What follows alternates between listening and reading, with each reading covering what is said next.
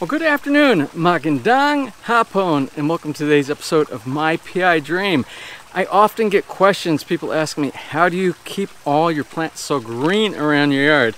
Well, I'm going to share a little tip with you today, and I'm actually going to do that tip today because it needs to be done. So let's go ahead and get into today's episode. Now, without further delay, let's get today's video underway.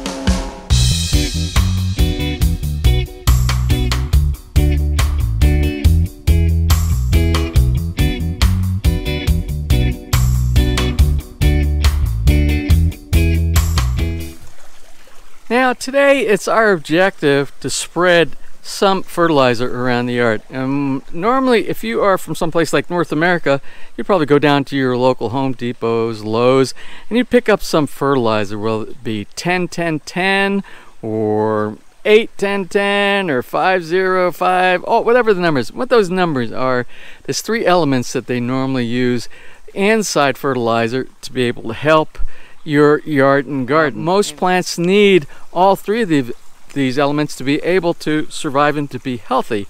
I want to show you the front yard, one of the main things I'm planning on attacking today. If you look at my front yard, the front yard is kind of inconsistent with colors. You see all these really dark colors?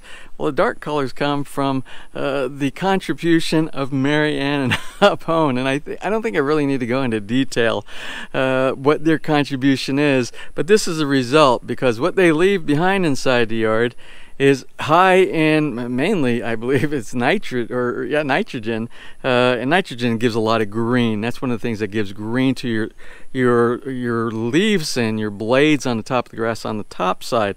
So that's these little spots that you see right here. But I want the entire, I can't ask them to come out and make a complete contribution over the entire yard so everything matches, but I want everything to look like this right here. This is really nice rich green and the grass is growing tall like I want it to be, but I want everything else to do it like this. But I don't want to use fertilizers that I get that are made from chemical compounds. What I try to do is I try to be natural here and help the environment too. So what I'm going to do today, I'm going to show you what I use. So every year I go down to my local chicken farm and I get this. This is a mixture. This is a mixture of rice hull, and this is the rice hull that happens after they take the rice out and they pound it, and there's no more rice in it anymore. And this is the leftover, and it's actually very good for bedding. It's like a compost, is what it is. But what's also included inside here is chicken manure, and I know you see me sticking my hand inside there, but it's okay. I'll wash it off. Farmers don't wash their hands or wear gloves every single time that they touch any type of manure, so I have no problem with it either. But this right here, this is like gold for your garden. And what chicken manure is, it's organic to begin with, no chemicals inside there, but it also has those three elements that you want: the nitrogen, the potassium, and the potash. It's all inside.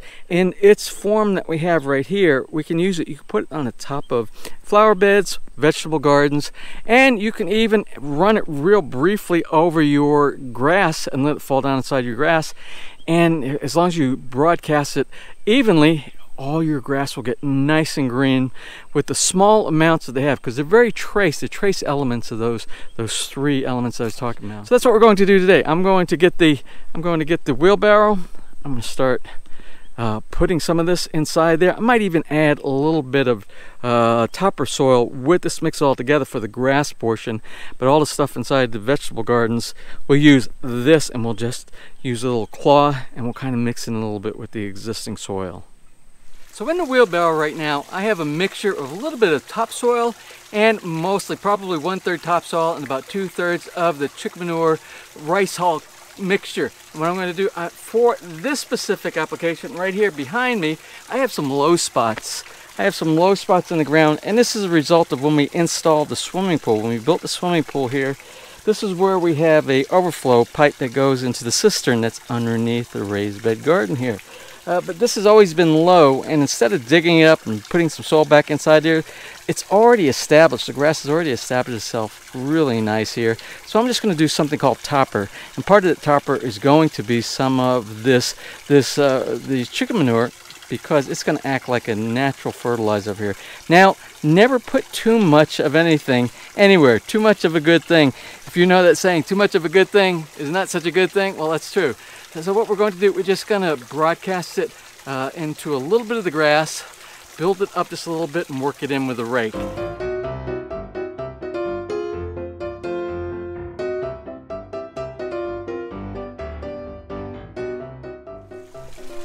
Alright, so there you have it, and that's just this little section, and it kind of looks a little rough now, but what I'm going to do as soon as I get done talking here, I'm going to put some water. I'm going to water in this really well, and then this area will be done. And it will take about a couple of weeks, but very soon, just in a few days, you'll start seeing some difference. But we'll come back, we'll look at the entire yard, both the front yard and the back, after we get this entire broadcast done. And I'll show you the results once we get done.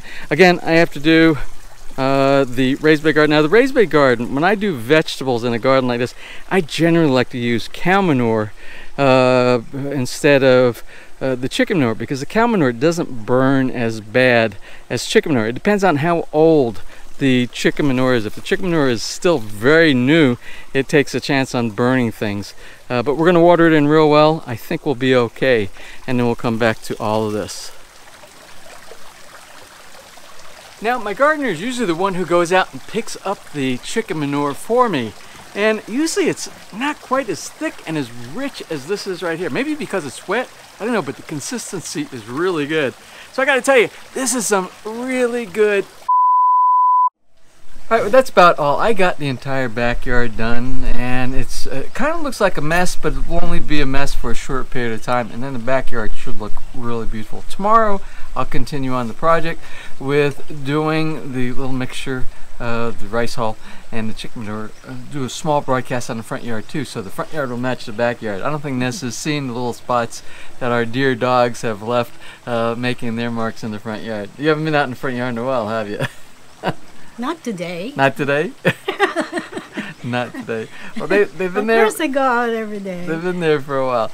Anyway, before we close for today, we're going to do a quick shout out. And please, our shout out today, please don't jump away from the episode right now, because sometimes we have really special shout outs. And even though each one of our shout outs is special, sometimes I receive a email or a comment or a Facebook message from somebody that is that bugging you? That's a gnat. We have lots of That's natural. Gnats. That's natural. So sometimes we get a really special comment by someone that I gotta tell you, they touch my heart so much I have to share. And sometimes we actually do a video on a day we normally wouldn't do a video, because the shout out request sounded so wonderful and again touched our heart so much, we said we're going to do a video today just so that we can get that shout out in, right? And today is one of those days. Anyway, let me share this with you. I'm going to have to read it. It's a long email. It's a long email, but it's really touching, and I just want, and I'm not going to even do the whole email because it's really long. I'm going to do a portion of it. And it says, "Hello there, my PI Dream." I guess that's us. We're my PI Dream. I hope you're doing well. My name is Nathan, and I'm from California. I'm emailing you because I have a rather small favor to ask, but please allow me to provide some context. Anyway, the context is as follows. My Lolo grandfather has recently begun watching your videos on YouTube channel. Almost every day he pulls up some of your videos on our TV and watches them all in the afternoon with my Lola grandmother in our living room. I'm sorry he watches the TV and takes all the TV away from you, Nathan, but I'm sure there's a reason he's doing this. And it goes on to say, at times he allows the autoplay to continue throughout the day as it cycles through many of your videos about your life in the Philippines. Your videos have helped ease some of the homesickness they feel at times and have given them hours of entertainment. Well, that was really sweet. That was really sweet. My Lolo actually reached out to me today asking to send his regards to you and let you know that he loves your content. This is what brings me to my favor. Now, the favor is, if it's not too much to ask, would it be alright to ask if you can create a short shout-out video for my Lolo's birthday? Well, this is going to be a long shout-out right here because it was so special. That touched our hearts when we saw that request. Anyway, he says his name is Pat and his birthday is April 13th on Tuesday. Today is Monday, right? Yeah. So by the time I get this edited, it will be ready for you, Pat, on Tuesday on your birthday. He's turning 83 years old. He's retired U.S. Navy veteran who lives a simple and laid-back lifestyle. And it goes on. There's some more stuff inside there. He says, please don't go out of your way, but we're going out of our way because, Nathan, you thought it was so special that your Lolo get this wonderful shout-out. Anyway, to you, Pat, on your 83rd birthday, we want to wish you a happy birthday. Well, even though the yard looks kind of like a mess, it's going to look really nice, and it's a short mess, but it's going to be a long time of green grass and real healthy grass back here in the backyard. It's one of those chunking things that you have to do, and part of your daily, weekly, monthly, annual maintenance that you do to keep your yard feeling like your own little paradise, and that's what this feels like to us. And great that we have this, especially during this pandemic. We're really enjoying our backyard, even though we're locked in to our area right here. It's a pleasure for us. Well, I hope you enjoyed today's episode. If you did, please give me a thumbs up. Please share, and if you have not subscribed, just click on that little My PI Dream heart in the bottom right hand side of your screen to be subscribed and notified the next time I upload a new video. So until such time, we're right here in the dirty backyard of Villa Feliz. You have a wonderful and blessed day.